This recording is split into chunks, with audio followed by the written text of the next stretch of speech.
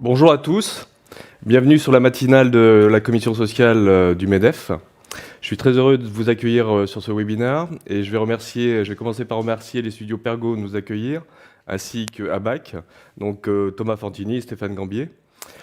Comment ça va se dérouler ce matin? C'est sur YouTube, donc nous allons intervenir et vous avez sur la partie chat de YouTube la possibilité de poser toutes vos questions. Donc je vous remercie de poser toutes vos questions et auxquelles nous répondrons en fin d'intervention. Donc ce matin, notre thème, c'est conserver et investir dans les compétences pour rebondir et préparer la relance. Alors je vais faire un petit retour arrière très rapide. Il y a un an, nous préparions les fêtes de Noël, nous étions tous plutôt insouciants. Il y a tout juste un an, et c'est à la fois un an et un siècle. Donc on avait une petite information, c'était 9 millions d'habitants à Wuhan qui étaient confinés, on ne savait pas du tout ce que ça voulait dire. Et aujourd'hui, on apprend des mots comme « et on vit avec »,« confinement »,« distanciation sociale », les masques, auxquels nous ne sommes pas du tout habitués. Et aujourd'hui, on est obligé de se réinventer. La crise sanitaire nous oblige à nous réinventer. Elle est précurseur d'une crise économique sur laquelle aujourd'hui les conséquences sont dramatiques. Donc plutôt que d'avoir des conséquences dramatiques et de se laisser aller dans un pessimisme ambiant, l'idée de la commission sociale, c'est de dire aujourd'hui, au-delà de cette crise sanitaire, il va falloir rebondir, préparer les outils du rebond et préparer la relance. Et le premier axe, ça va être effectivement de conserver ses compétences. Alors je me présente en 2 mots, je suis Georges Vaccaro, le dirigeant du cabinet de Viabilis, qui est un cabinet conseil RH, qui intervient dans le recrutement. Alors cette partie recrutement est un peu à l'arrêt parce que nous intervenons beaucoup dans le secteur aéronautique, une partie de management de transition et une partie organisation, formation qui, elle, effectivement, est en croissance parce que nous intervenons sur comment conserver les talents, comment s'organiser, comment mieux s'organiser. Comment va se dérouler ce webinaire ce matin? Nous allons passer la parole tout d'abord à Patrick de Sequeira, qui va intervenir sur l'accord de performance collective. Qu'est-ce que c'est qu'un accord de performance collective? Comment cela se passe? Ensuite, nous passerons la parole à Nathalie Vitra et Annick Sénat sur le plan de relance et tout ce que prévoit effectivement le gouvernement pour nous aider, nous entrepreneurs, à rebondir. Clémentia Dejean fera ensuite un point sur mode d'emploi pour les entrepreneurs et comment ça se passe au niveau du MEDEF. Enfin, Anne-François de l'APEC interviendra sur capitaliser sur ses compétences. Nous avions prévu une matinale de terminer par le témoignage de la société Altran et malheureusement Altran n'a pas pu intervenir ce matin, donc je me ferai le porte-parole de la société Altran. Sans plus tarder, je vais passer la parole à Patrick. Patrick, à toi. Oui, bonjour à toutes et à tous. Alors, comme Georges vous l'a précisé, je crois qu'il est inutile de rappeler que toutes les entreprises sont confrontées à une crise sans précédent qu'on a connue jusqu'à présent. Une crise sanitaire qui a débuté, qui se double maintenant par une crise économique et dont les effets vont certainement s'amplifier au cours de l'année 2021. Et la crise sanitaire, mais aussi la crise économique, nous contraint les entreprises à repenser totalement leurs organisations. On a vécu des moments, des bouleversements dans la vie des entreprises, des organisations et de l'adaptation des organisations avec ces nouvelles contraintes. Donc le maître mot, ça va être de se dire comment j'organise mon entreprise, comment je vais sortir de la crise, sachant que l'objectif prioritaire, c'est de conserver et de capitaliser sur le capital humain pour permettre de redémarrer et d'être en mesure de répondre aux besoins lorsque nous pourrons enfin sortir de cette crise. Alors le maître mot, c'est bien sûr l'adaptation. L'adaptation de l'entreprise à l'évolution du marché, l'adaptation de l'entreprise aux contraintes d'organisation qui sont liées à la crise sanitaire, mais à la crise économique. Et nous avons une interrogation légitime des entreprises, et nous on y répond tous les jours à nos clients. Est-ce que le droit du travail permet à une entreprise de s'adapter, et de s'adapter rapidement, puisqu'on sait que le maître mot en la matière, c'est l'adaptation de manière très rapide pour être en mesure de continuer à travailler, de continuer à produire, et après de continuer lorsque la reprise sera là, d'accélérer le processus de reprise.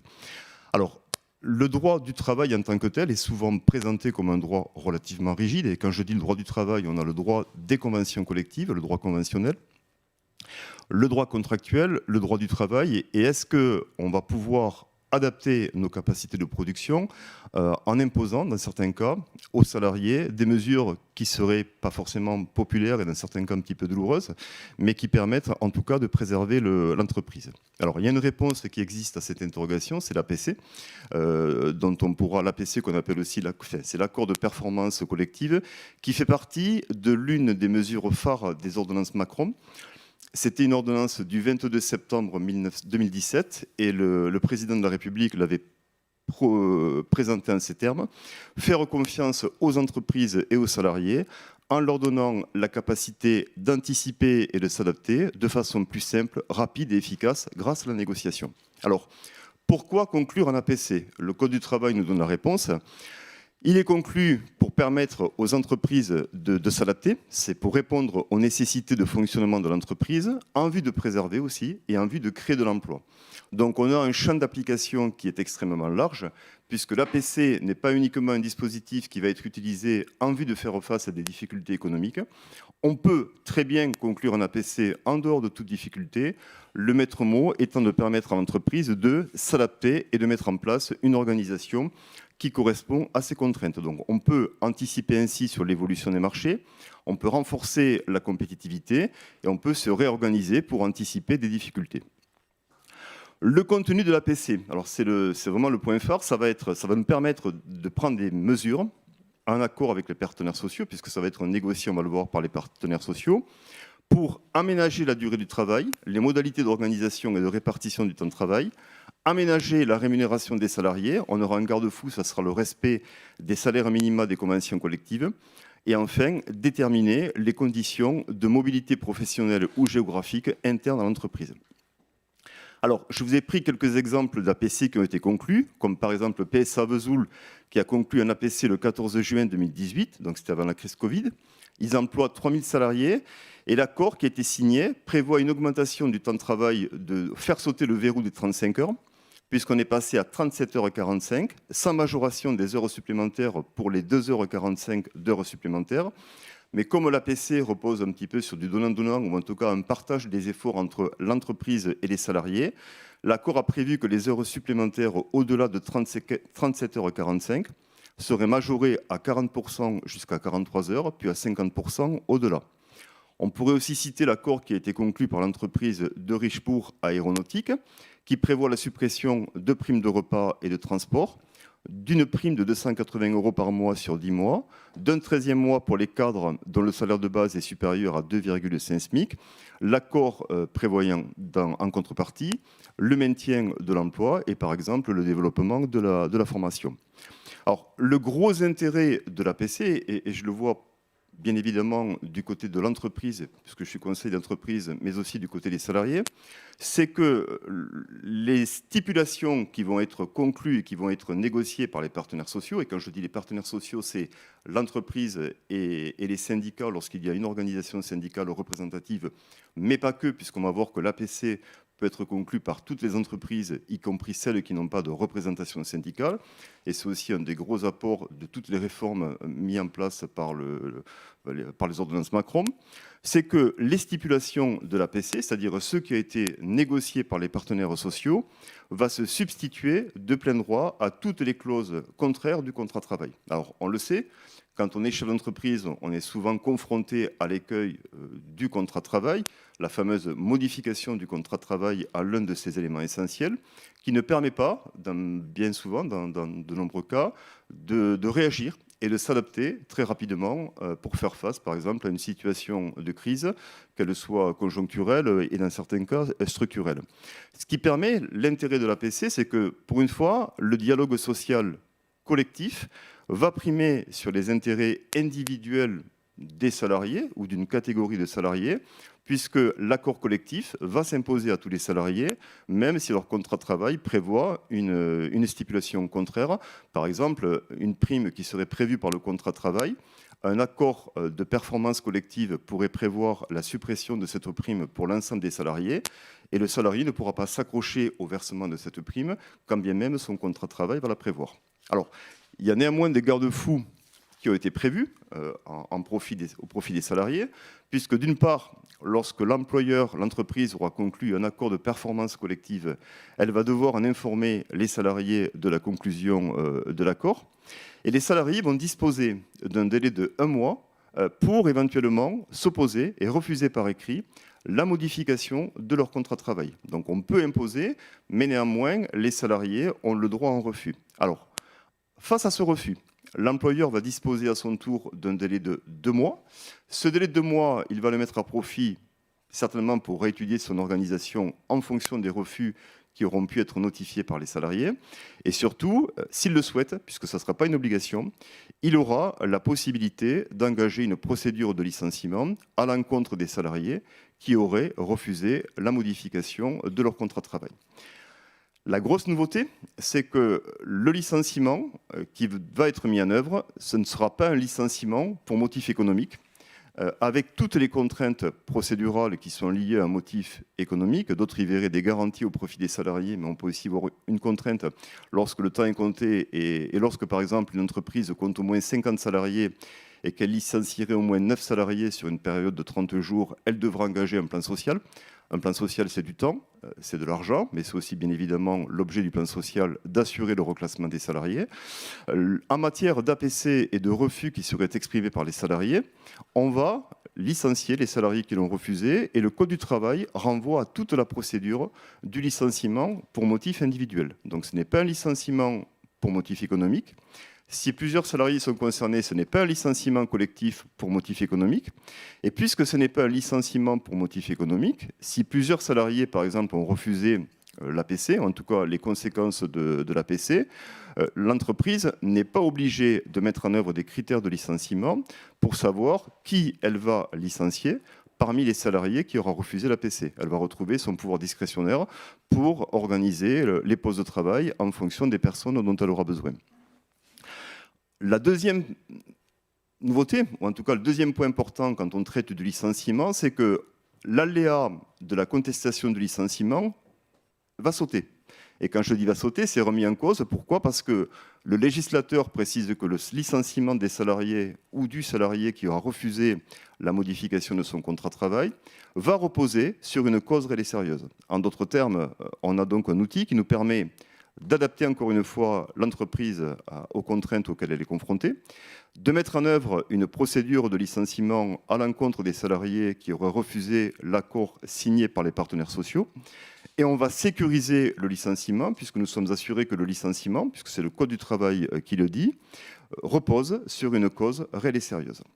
Alors, quelles entreprises peuvent le conclure ? Toutes les entreprises peuvent conclure un APC, quelle que soit leur taille.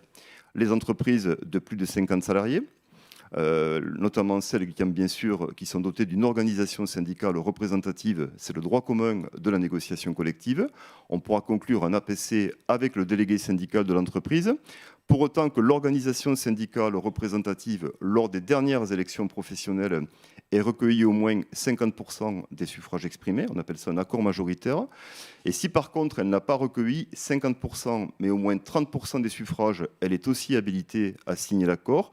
Néanmoins, l'accord devra être validé par les salariés via un référendum. Alors, je ne vais pas reprendre toutes les modalités de conclusion des accords collectifs du travail, mais sachez qu'on peut le conclure dans les entreprises qui ont un effectif de plus de 50 salariés et qui n'ont pas de délégué syndical. On va conclure directement avec les élus au CSE, qu'ils soient mandatés ou pas par une organisation syndicale représentative. On peut aussi conclure l'accord dans les entreprises de plus de 50 salariés si je n'ai pas de représentant au CSE, il y a un PV de carence, ou bien que les CSE, les membres du CSE n'ont pas voulu négocier un accord, on peut le conclure directement avec des salariés qui seront mandatés. Et enfin, dans les TPE, dans les entreprises de moins de 11 salariés, et celles qui sont au-delà de 11 et qui n'ont pas de CSE, l'entreprise pourra directement présenter un projet d'accord aux salariés et le faire adopter par les salariés sous réserve d'obtenir la majorité des 2/3, puisque la majorité des 2/3 est requise. Alors, par expérience, il y a un impératif pour qu'un accord, un APC puisse être conclu, c'est la qualité du dialogue social. Certains peuvent se méfier des APC, puisque bien évidemment, on prévoit via un accord des mesures qui sont particulières, des mesures qui sont contraignantes et qui peuvent remettre en cause ce qu'on appelle les droits des salariés, et notamment des droits qui peuvent être prévus par le contrat de travail. Mais je crois qu'il faut qu'on arrête d'opposer l'entreprise et les salariés, qu'on puisse faire confiance aux partenaires sociaux dans l'entreprise. Et moi, parmi tous nos clients, on se rend compte que le dialogue social, néanmoins, et d'autant plus en période de crise, certes, il est avivé, mais néanmoins, il est de qualité, puisque tout le monde est uni autour de la table pour parvenir à un même objectif, c'est sécuriser l'emploi et sécuriser l'entreprise. Et j'ai tendance à dire sécuriser l'entreprise, bien évidemment, pour sécuriser l'emploi. Donc l'APC repose sur la qualité du dialogue social, il repose sur la transparence et sur la confiance. Pour qu'un APC aussi soit conclu et qu'il fonctionne et qu'il soit partagé et qu'il soit compris par les salariés, il faut des mesures équilibrées et il faut de la réciprocité. Et la réciprocité, le législateur nous en donne quelques exemples, mais ce n'est pas une obligation, puisque nous sommes incités, les entreprises, lorsque nous concluons un APC, à prévoir au niveau de l'entreprise et surtout au niveau des dirigeants, des mesures ou des efforts qui vont être proportionnés à ceux qui peuvent être demandés aux salariés. Et ça va être le cas, par exemple, en demandant aux dirigeants salariés, aux mandataires sociaux et aux actionnaires de faire des efforts, par exemple, en termes de rémunération. Alors, ça peut des fois un petit peu prêter à sourire, parce que quand on connaît bien le monde de l'entreprise, on se rend compte que dans la plupart des cas, dans la majorité des situations, ce sont d'abord les chefs d'entreprise qui font les efforts et qui prennent bien souvent sur leur propre rémunération pour préserver justement le pouvoir d'achat de leurs salariés et surtout, au final, pour préserver l'emploi et être en situation, encore une fois, de rebondir très rapidement et de maintenir l'activité. Enfin, dernier garde-fou que l'on peut prévoir, et là aussi c'est prévu par le législateur, c'est les modalités selon lesquelles vont être conciliés des impératifs entre la conciliation de la vie professionnelle et la vie privée des salariés. Voilà ce que je voulais vous dire. Alors c'est un dispositif qui est encore un peu méconnu, qui n'est pas réservé qu'aux grandes entreprises, puisque quand on lit les revues spécialisées, on voit surtout des accords qui sont conclus par les grandes entreprises. Attention à ne pas en dénaturer les termes. L'APC, on ne peut pas faire n'importe quoi avec. On a quand même un cadre juridique précis et une thématique d'intervention qui est prévue par le législateur. Ça concerne la durée du travail, l'aménagement, la rémunération et éventuellement organiser la mobilité géographique interne ou externe de l'entreprise. Donc il ne s'agit pas de faire n'importe quoi, mais simplement, aussi en dialogue social, de prévoir un panel de mesures qui vont permettre, encore une fois, à l'entreprise de faire un accord gagnant-gagnant ou donnant-donnant avec les salariés.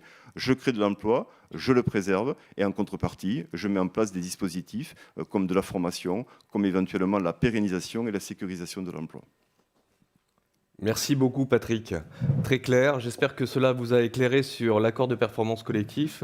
Un point important, toutes les présentations que nous ferons ce matin vous seront diffusées à l'ensemble des participants. Pour revenir sur ce que disait Patrick, la commission sociale et bien sûr les juristes et vos juristes habituels sont à votre disposition pour mettre en place les accords de performance collective. Je souhaiterais maintenant passer, n'hésitez surtout pas à poser les questions à Patrick qui est aussi là à la fin du webinaire sur les points particuliers que vous souhaiteriez aborder sur l'accord de performance collective. Je vais maintenant passer la parole à Nathalie Vitra qui va nous éclairer sur le plan de relance et ensuite qui passera la parole à Annick Sénat sur les différentes aides mises en œuvre par Pôle emploi. Nathalie, à vous. Oui, merci pour cette invitation. Merci Maître pour cette présentation des accords de performance collective. Et vous avez raison, il faut bien insister sur la qualité du dialogue social qui va faire réussir ces accords ou pas. Et nous, on le voit, hein, s'il y a la confiance entre les parties et qui négocient, qui dialoguent bien, c'est des accords qui permettent de pouvoir sauver les entreprises. Toutefois, il faut faire très attention que ça ne touche pas trop sur le pouvoir d'achat, parce qu'à l'heure actuelle, c'est le sujet qui coince dans les négociations. Donc effectivement, ils sont prêts à négocier sur la durée du travail, ils sont prêts à négocier sur la mobilité, mais dès qu'il s'agit de toucher des primes ou du salaire, ça devient plus compliqué. Donc il faut vraiment pouvoir bien faire en sorte que la confiance soit bien entre les parties. Voilà, donc pour dire aussi, donc du coup je rebondis, pour présenter le plan de relance qui est là aussi pour éviter les licenciements et éviter que vous soyez obligés justement, dans le cas des négociations, des accords, de toucher la rémunération. Donc ce plan de relance, il est là pour aider financièrement les entreprises à rebondir. Donc comme vous le savez, le plan de relance, c'est 100 milliards d'euros qui a été mobilisé autour de 3 priorités. 3 axes. C'est l'écologie, donc la transition, la relance verte. On part vers de la transition écologique, de la transition énergétique, vers de nouveaux métiers, vers l'avion vert, vers l'automobile verte, sur la rénovation des bâtiments. Donc, on est vraiment sur ce soutien à ce virage vert. Le deuxième axe, c'est la compétitivité. Comment on va aider, on aide les entreprises, alors notamment sur l'industrie, tout ce qui est filière aéronautique, filière automobile, tous les projets territoriaux. Voilà, on est vraiment sur cet impératif d'accompagner l'entreprise qui a des projets d'innovation et qui permettra de remettre la compétitivité et relancer et préparer l'entreprise à cette reprise économique. Et puis enfin, le troisième axe qui est la cohésion, et c'est sur lequel on va insister aujourd'hui. La cohésion, c'est vraiment permettre d'éviter que se creusent les inégalités et d'éviter justement qu'il y ait une crise sociale.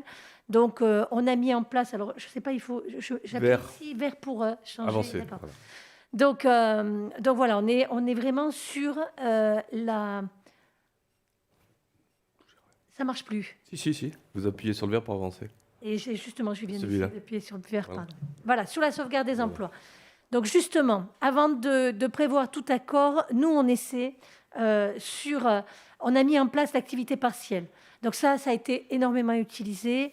Ça a bien fonctionné, cette mesure d'urgence. Elle a permis de sauvegarder des emplois pour la plupart des secteurs touchés et d'éviter un maximum de suppression d'emplois. Toutefois, à compter du 1er janvier, le taux diminue de prise en charge et on passe à 36%. Donc ça, c'est pour les filières qui marchent, qui ne sont plus contraintes à de la fermeture administrative ou qui ne sont pas impactées par cette crise comme tout ce qui est l'aérien, où là, on va prolonger cette activité partielle à un taux intéressant a priori, on attend les décrets jusqu'au 1er janvier 2021. Donc, pour tout ce qui est commerce, restauration, hôtellerie, le taux de prise en charge va rester aussi élevé qu'aujourd'hui. En revanche, pour les autres filières, ce taux d'activité partielle diminue et on incite donc à passer à de l'activité partielle longue durée. Donc vraiment, ça c'est un dispositif qui marche très très bien. Dans la Haute-Garonne, on est à 206 accords d'APLD. Donc là, on n'est pas du tout sur la suppression d'emplois, on est sur du maintien de l'emploi, de l'engagement de l'employeur. L'État prend en charge les heures chômées. Vous pouvez aller jusqu'à une réduction du temps de travail jusqu'à 50% de manière dérogatoire. Et donc, le salarié est indemnisé à hauteur de 70%. Et cela peut durer pendant 2 mois, pendant 2 ans, et on fait des bilans tous les 6 mois. Donc, la filière aéro, donc sur les 206, là, on vient d'en valider 97 accords d'activité partielle. Et on en a sur à peu près la moitié qui relève de l'aéronautique pour le département. Voilà, donc pendant ces heures chômées, donc notamment dans l'activité partielle longue durée, je vous incite à former vos salariés. C'est très important pour maintenir soit les compétences ou les faire monter en compétences ou éventuellement les aider à passer aussi, si vous êtes sur un projet innovant, sur des nouveaux métiers que vous seriez amenés à faire évoluer, notamment dans le cas de votre GPEC. Donc vraiment, là aussi, l'État prend en charge ces heures de formation.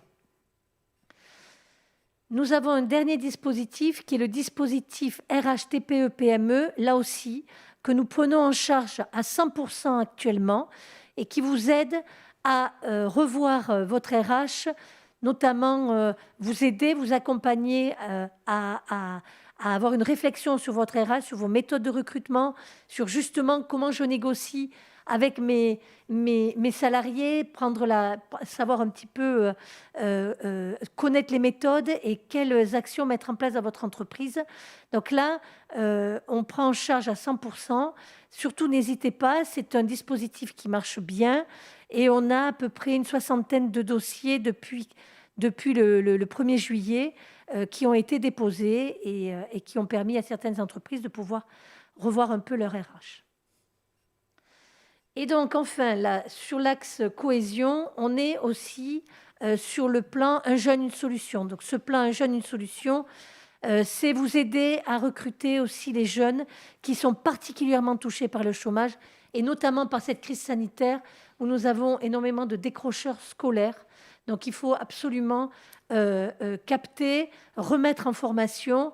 Et puis, ceux qui étaient à peine sortis du système scolaire et qui ont envie de travailler, notamment dans le cadre d'un apprentissage, de vraiment pouvoir rebondir et aider à l'embauche de ces jeunes.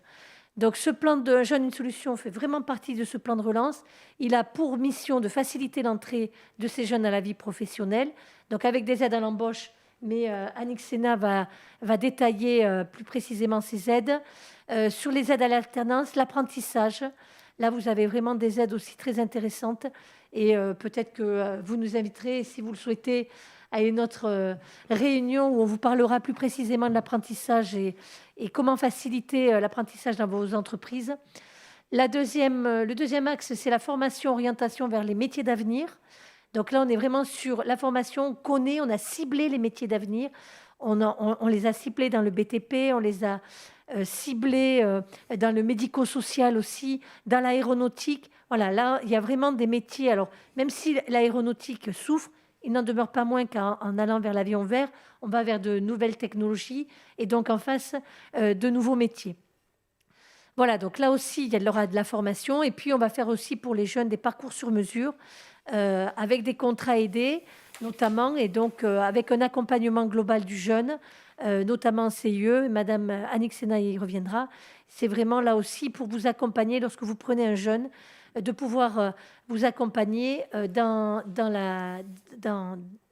le parcours du jeune que vous venez de recruter et voir quelle formation on peut mettre en place pour qu'il devienne employable, si jamais vous ne l'embauchez pas à la clé, qu'il puisse être employable sur le marché du travail.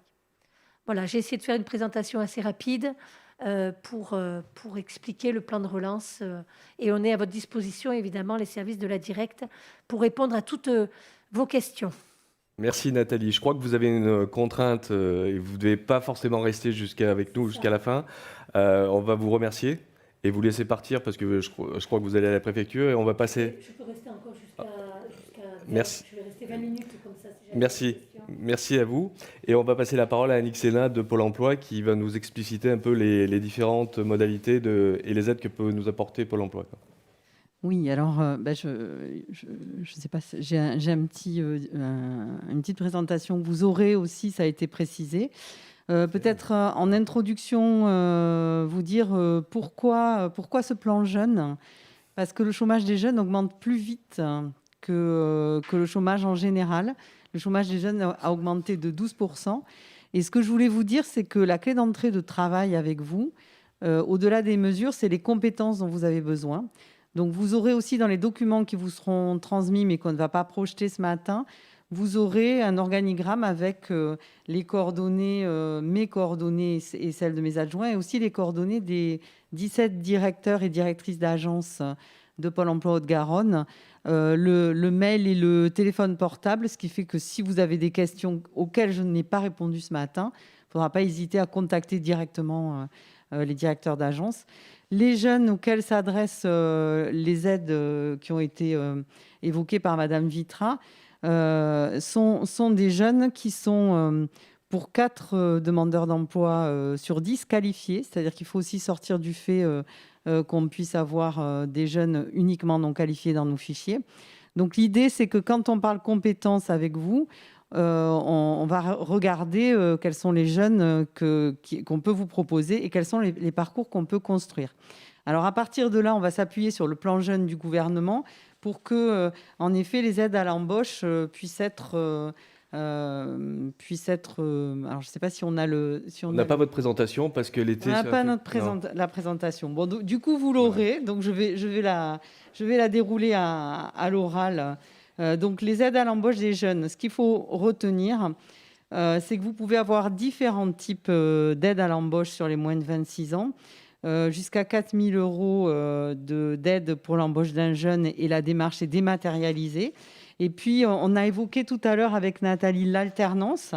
Alors, sont éligibles à cette aide les entreprises et les associations de moins de 250 salariés.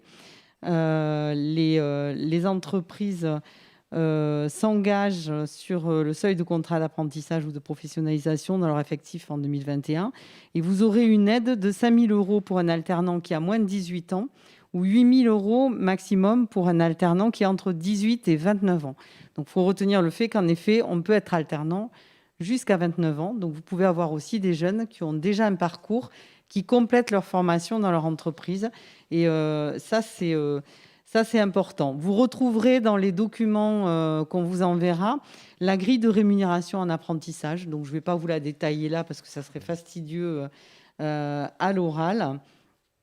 Et vous aurez aussi des éléments sur la façon dont on peut calculer ces aides sur apprentissage.gouv.fr.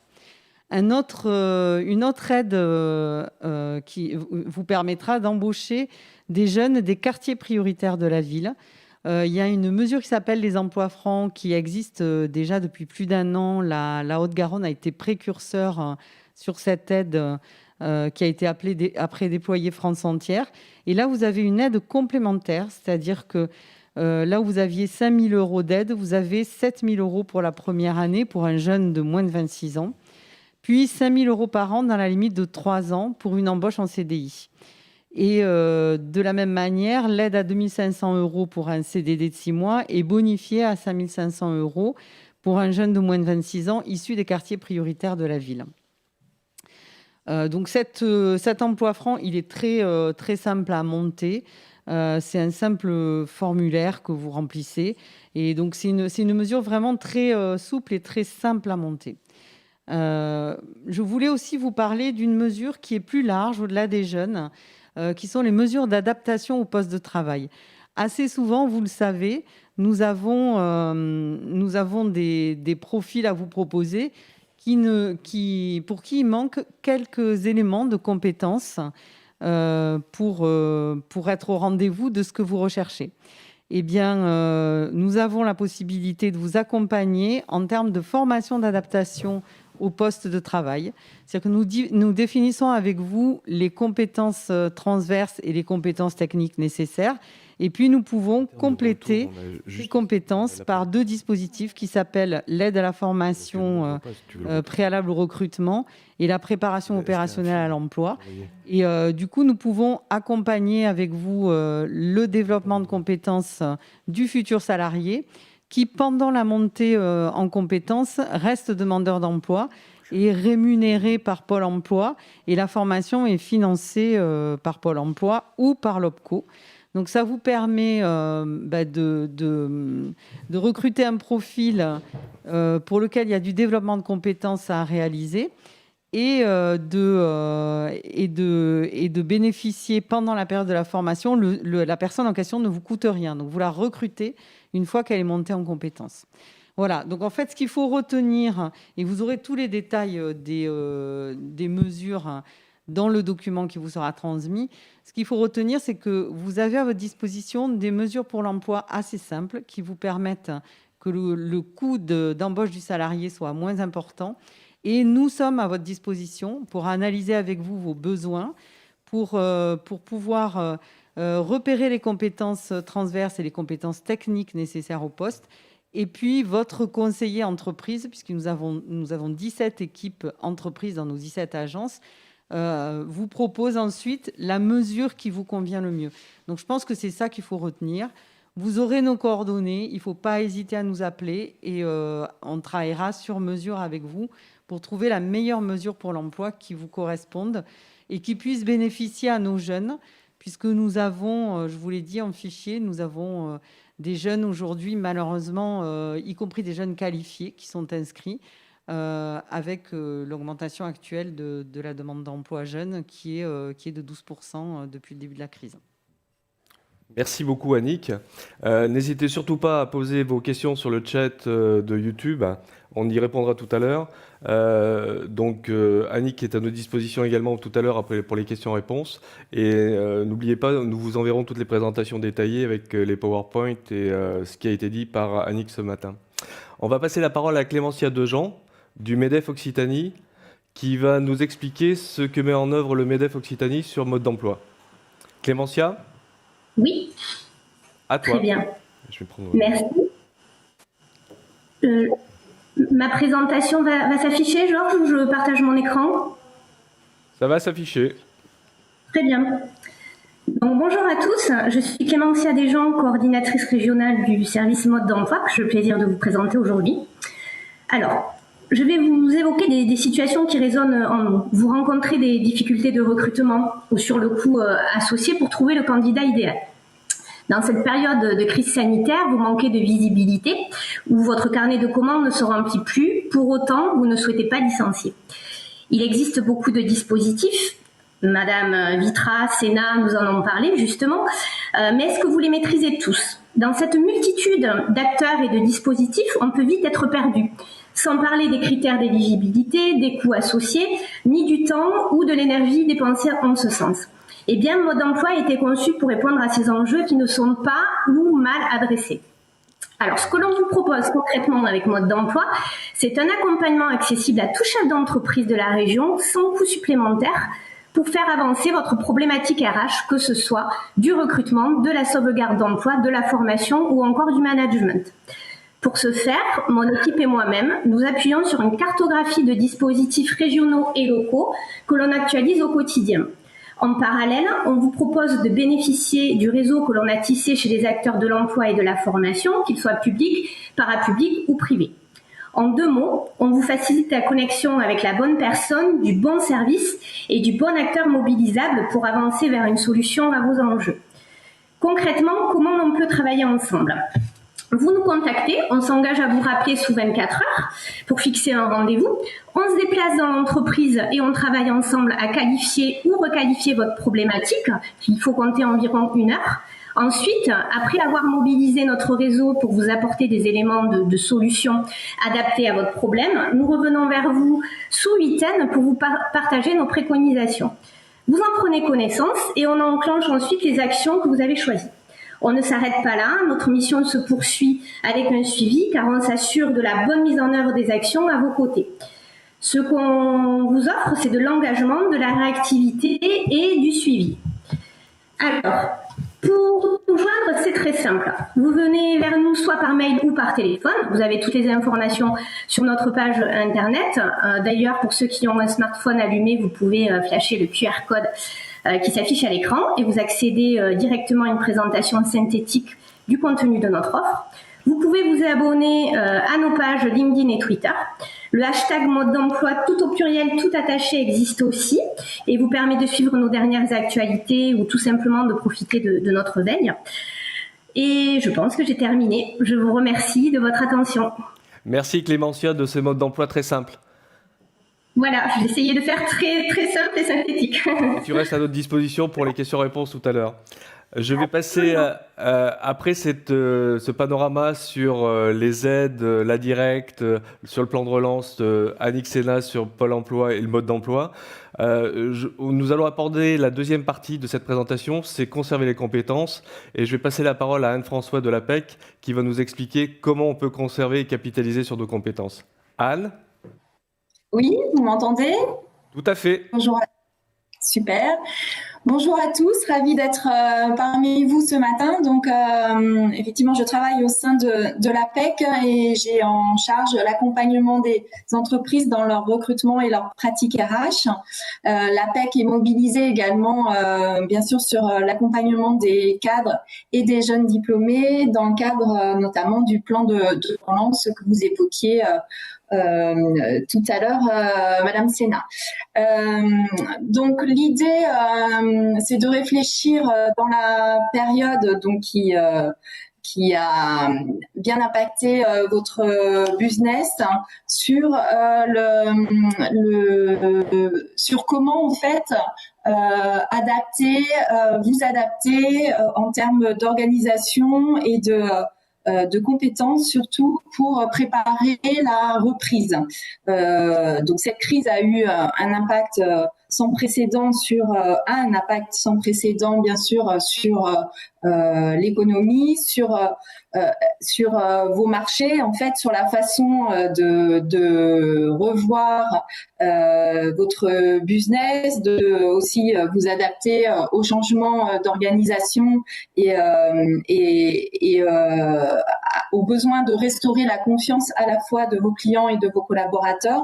Tout cela a un impact sur la gestion de vos RH. Alors d'une part, par les nouvelles conditions de travail qui déjà émergeaient et étaient de plus en plus prégnantes avec toute la transformation, notamment numérique. Mais c'est vrai qu'avec la crise, ça n'a fait qu'accélérer ces situations, puisque le télétravail qui était certes de plus en plus utilisé par les entreprises et plébiscité par les collaborateurs est devenu très rapidement et de manière soudaine la nouvelle forme de travail et a pour vocation de perdurer. Cela entraîne du coup des conséquences sur les compétences à adopter, que ce soit pour les collaborateurs, mais aussi pour les managers.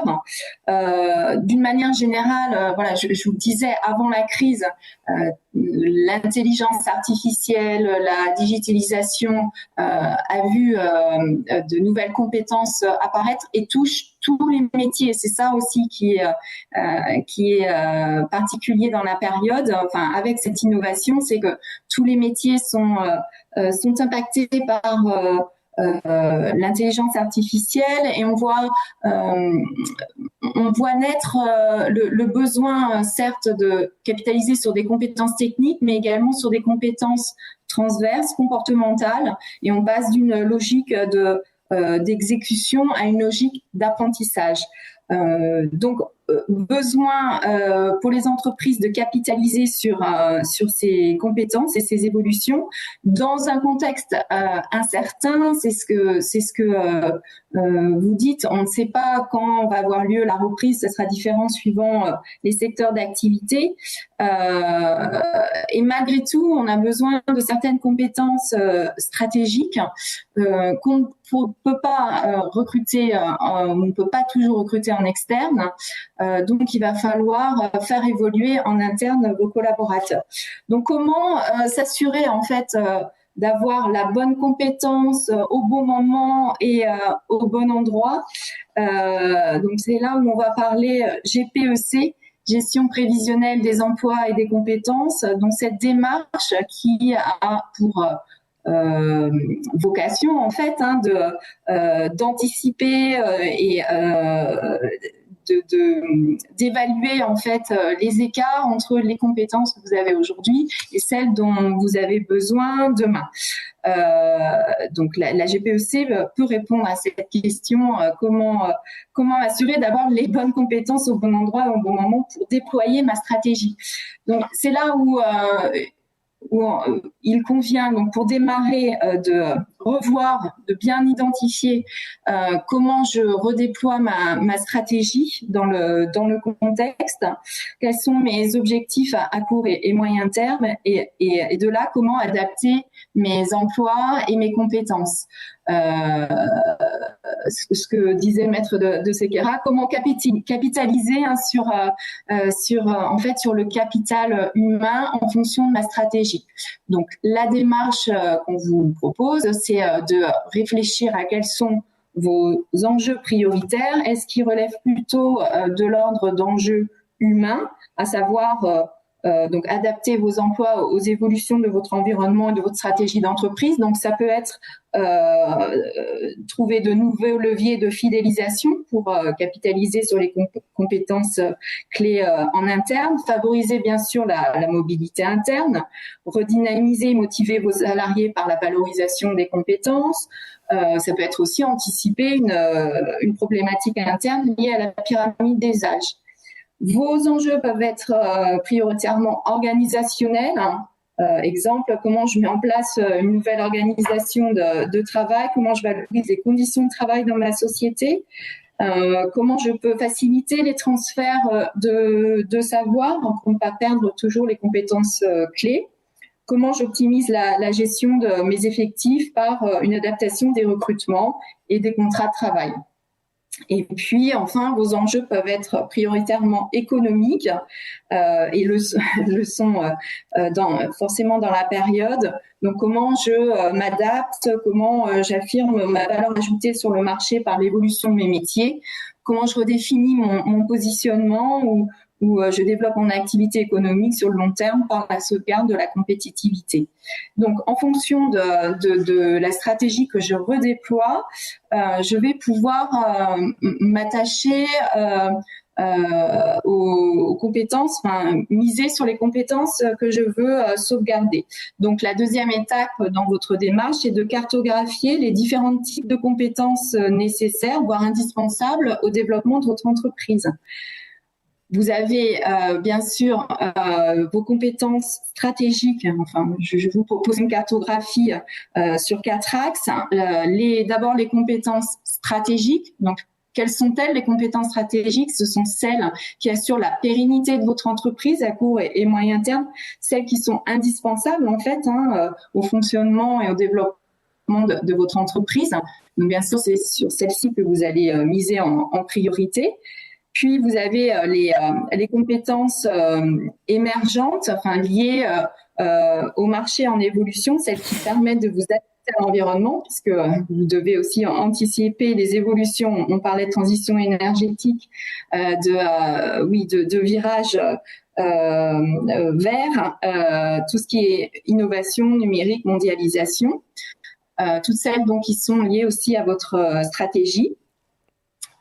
Un autre axe, ce sont les compétences stables. Donc ça, celles qui constituent une base socle sans évolution majeure. Donc celles-ci, bien sûr, il faut les conserver, mais elles ne vont pas être critiques ou sensibles. Les compétences sensibles, c'est celles qui seront amenées à diminuer parce que elles sont rares dans votre entreprise ou détenues par des personnes qui sont proches de la retraite. Elles peuvent aussi être rares sur le marché, donc compliquées à obtenir et à recruter, tout complexe, donc longues à acquérir. Donc toutes celles-ci, en fait, vont constituer vos compétences sensibles. Et alors, si vos compétences sont à la fois stratégiques et sensibles parce que rares ou détenues par peu de personnes ou difficiles à acquérir. Donc c'est là où vous allez devoir mettre en place un plan d'action pour pouvoir soit les conserver, soit les acquérir. La troisième étape dans votre démarche de GPEC, donc c'est justement établir ce plan d'action en fonction de votre diagnostic. Donc, le diagnostic va constituer à établir donc les compétences clés de demain que vous allez mettre en corrélation avec l'existant de votre entreprise. Donc, pour vous aider à définir l'existant, vous allez vous appuyer sur vos fiches de poste, les référentiels de compétences APEC, les référentiels des fédérations professionnelles. Et puis, vous allez analyser les écarts entre votre capital humain aujourd'hui et votre stratégie, les compétences clés dont vous avez besoin demain. Donc, pour faire ce diagnostic, vous pouvez les poser des questions. Quelles sont les compétences attendues au sein de mon entreprise? Y a-t-il des besoins en formation? Quels sont les projets professionnels en cours? Est-ce que ma pyramide des âges est équilibrée? Est-ce que mes salariés se sentent bien dans leur poste au vu de leurs compétences professionnelles? Comment sont organisés mes parcours de mobilité, etc. Donc autant de questions qui vont vous permettre de définir l'ampleur du projet. Vous pouvez aussi, pour évaluer vos compétences internes, vous appuyer sur différents outils que sont naturellement l'entretien annuel d'évaluation, l'entretien individuel d'évaluation, l'entretien professionnel, donc qui est rendu obligatoire dans les entreprises, qui a lieu tous les 2 ans et qui vous permet de vous assurer de l'employabilité de vos salariés et de voir quels sont leurs projets professionnels. L'auto-évaluation également, qui est un principe de questionnaire que remplissent à la fois le manager et le salarié. L'entretien de groupe aussi, ça peut être des regards croisés, des partages de pratiques, et puis des mises en situation type assessment center qui permettent d'identifier, outre les compétences techniques, les compétences transverses également. Une fois donc ce diagnostic effectué, quels sont vos leviers d'action pour développer ou ajuster vos compétences clés face aux incertitudes du marché? Bien entendu, le premier levier, c'est la formation. Donc, vous l'avez évoqué également, Madame Vitra. Vous avez dans la période possibilité de bénéficier de financement, donc par le FNE par exemple. Donc quels vont être les dispositifs que vous allez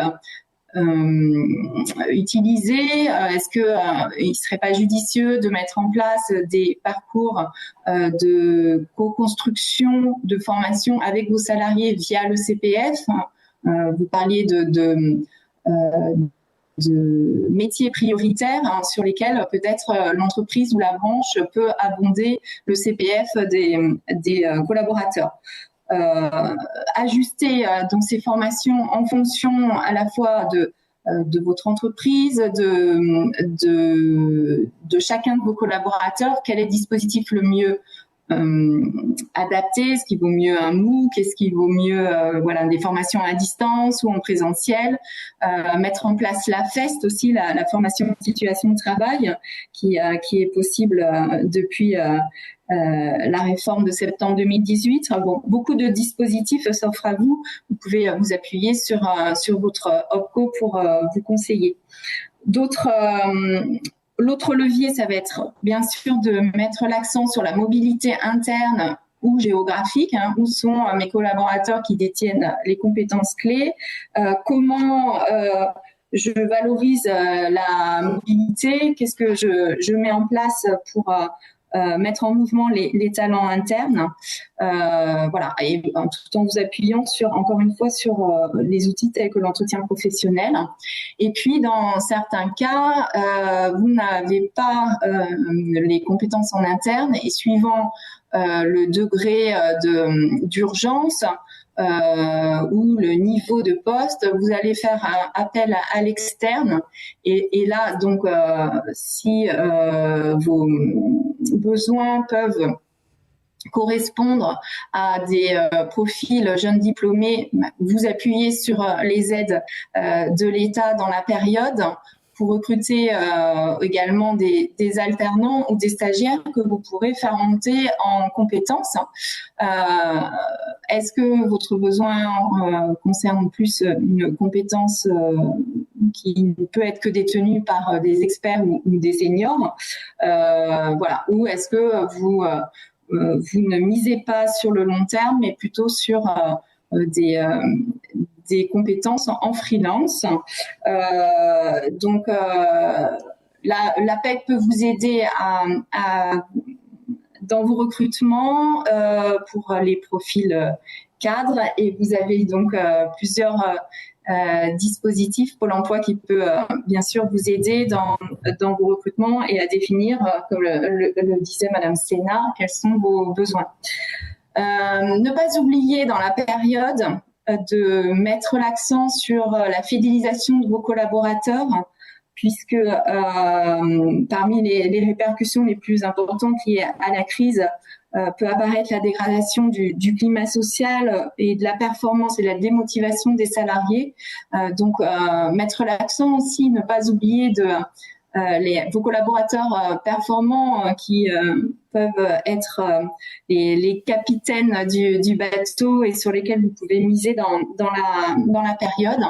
Et puis, pensez aussi marque employeur, continuer à développer, que vous recrutiez ou non votre marque employeur, en mettant l'accent sur sur l'humain, en mettant l'humain au cœur de vos discours et tout ce qui est engagement sociétal, empathie, etc.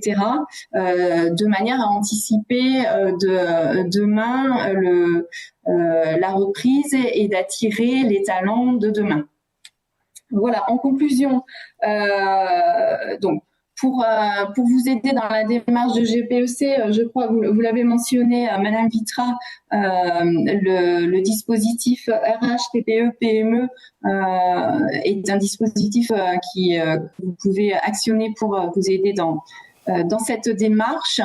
N'oubliez pas, dans la période, de bien communiquer et d'informer, d'être transparent sur les décisions de l'entreprise pour pas laisser place à des divagations ou des incertitudes parmi vos collaborateurs.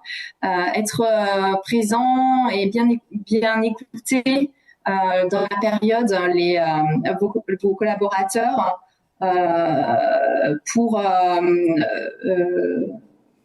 encore une fois ne pas passer à côté de difficultés ou d'incompréhension, penser à les motiver et à les reconnaître. Donc la reconnaissance des initiatives qui ont pu se faire pendant la période et les nouveaux modes de travail. Donc laisser place aussi à ces initiatives de vos collaborateurs et n'oubliez pas de les valoriser et de le reconnaître. Voilà ce que je voulais vous proposer ce matin. Merci pour Merci Anne. Merci de ce témoignage très clair. Ouais.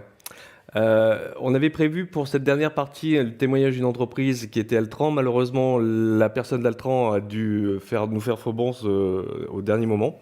Donc je vais essayer, soyez indulgents, d'être son porte-parole. Donc Altran, c'est environ 3000 salariés dans le sud-ouest. Pour faire face à la baisse d'activité principale dans l'aéronautique, Altran a mis en place une stratégie de réorientation de ses ressources et de ses compétences vers des nouveaux domaines. Alors c'est un projet, ça s'appelle le projet Reskilling. Alors qu'est-ce que c'est ? Ça se traduit par la création et la mise en œuvre de parcours de formation sur mesure, donc qui permet de soutenir la diversification des activités et des compétences. Donc c'est dans le but d'éviter un PSE. L'objectif du reskilling est donc d'accompagner les collaborateurs sur de nouvelles industries, mais aussi sur des activités d'avenir. On est vraiment dans l'adaptation, la préparation au rebond et la diversification dans d'autres secteurs d'activité. Alors les parcours de formation sont prévus de manière trimestrielle et s'adressent principalement aux salariés les plus touchés par la baisse d'activité de l'aéronautique. Donc ça passe par la diversification sur des secteurs qui sont du spatial au nucléaire, en passant par le ferroviaire, l'énergie. Et les parcours se décomposent sur différents modules, la connaissance du secteur industriel, l'architecture et le fonctionnement des systèmes, les normes applicables au secteur, la méthodologie et les processus liés au métier, et enfin les logiciels spécifiques utilisés dans ces différents secteurs d'activité. Alors pour accompagner ces différents et pour proposer des parcours de qualité, Altran Sud-Ouest s'appuie sur les écoles comme l'ISAE, Supaéro, Centrale Supélec, l'Estaca et bien d'autres. Donc ils ont pu construire des parcours de formation adaptés pour préparer leurs compétences à rebondir sur des secteurs qui sont en devenir. Donc en quelques chiffres, le reskilling à date aujourd'hui, c'est 225 collaborateurs qui ont suivi un parcours de formation ou sont en cours de formation. Et donc ça donne lieu, ces formations aussi, à une certification professionnelle. Ça, c'est hyper important également. Et plus de 150 consultants seront formés sur le premier trimestre de 2021. Alors la durée d'une formation, il faut le savoir, c'est entre 120 et 150 heures par salarié sur ces modules de formation. Ça, c'est très important. Ce que je vous propose maintenant, c'est de pouvoir répondre, de nous donner un temps de réponse, questions-réponses. Et ensuite, on passera à la conclusion de chacun de nous. Voilà. Est-ce que nous avons des questions? Parfait. Merci de votre attention et puis on essaye d'être pragmatique et de répondre à toutes vos questions. Oui, on m'entend? Tout Non, petit peu. tout petit Un peu. peu plus fort. Allô? Est-ce que plus fort pour tout le monde? Bonjour à tous. Nous avons quelques questions qui ont été posées sur le top chat et je vous en remercie. La première, est-ce que les aides à l'apprentissage vont être poursuivies après la fin février 2021? Annick. Peut-être du coup, comme j'ai plus ma voisine, je peux enlever mon masque. C'est une bonne question, hein. Vous avez compris que l'ajustement se fait au fil de l'eau et que l'État prend en compte l'évolution de la crise sanitaire.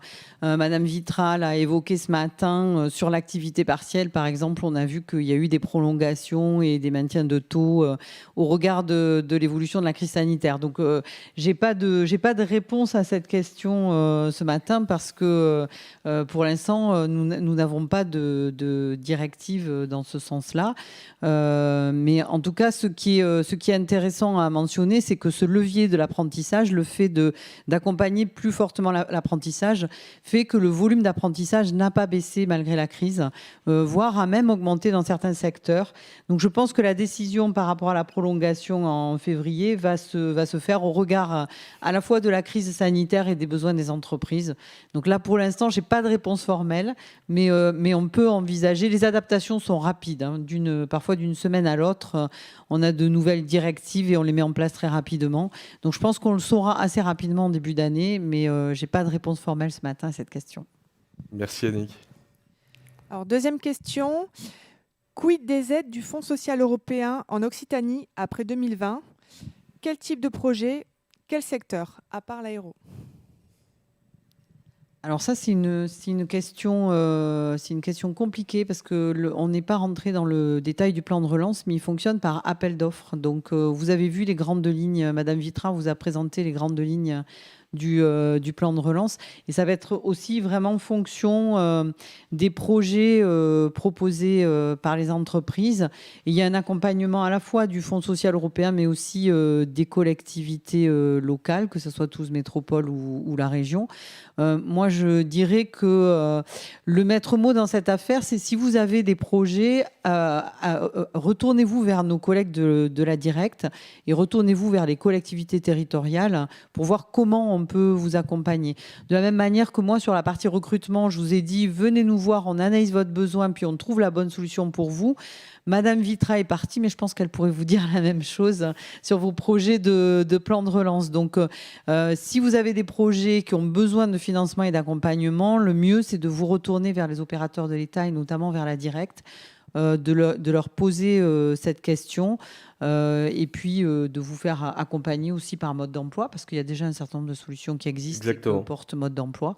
Donc vraiment, je crois que ce matin, là, autour de la table, nous étions quelques acteurs à pouvoir analyser votre besoin avec vous et vous répondre de manière ciblée. Parce que d'un projet à l'autre, on n'aura pas forcément les mêmes réponses. Nous pourrons envoyer les questions à Madame Vitra après pour qu'elle puisse y répondre à la personne concernée. Dernière question. Dernière plutôt. Pouvez-vous rappeler le process pour demander le financement RH TPE PME? Est-ce un dossier à la Directe ou par son OPCO? Alors ça, c'est compliqué pour moi parce que c'est un sujet que je ne traite pas, qui n'est pas dans mon champ de compétences. C'est vraiment des questions pour la Directe. Hein, mais vous pouvez... Nous sommes désolés que Nathalie ait dû partir en urgence. Voilà, mais je pense que Nathalie, on va lui transmettre les questions et via la Directe, on vous apportera les réponses dans les comptes rendus qu'on va vous faire à tous les participants.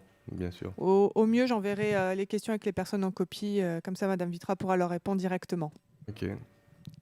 Est-ce qu'il y a d'autres questions? Pas d'autres questions.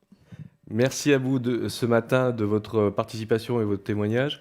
Nous espérons vous avoir apporté un panorama complet pour vous dire effectivement que nous sommes plutôt optimistes, qu'il faut absolument conserver et investir dans ses compétences. Donc depuis l'APC jusqu'à ce que propose la Directe, le plan de relance, jusqu'aux aides de Pôle emploi. ce que vous a présenté effectivement le mode d'emploi de Clémentia Dejean, la partie gestion hyper importante, gestion prévisionnelle des emplois et des compétences.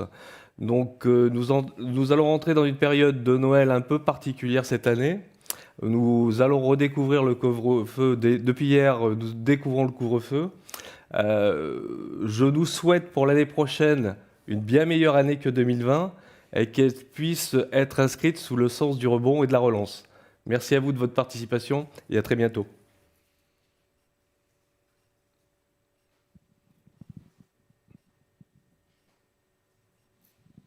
C'est bon ?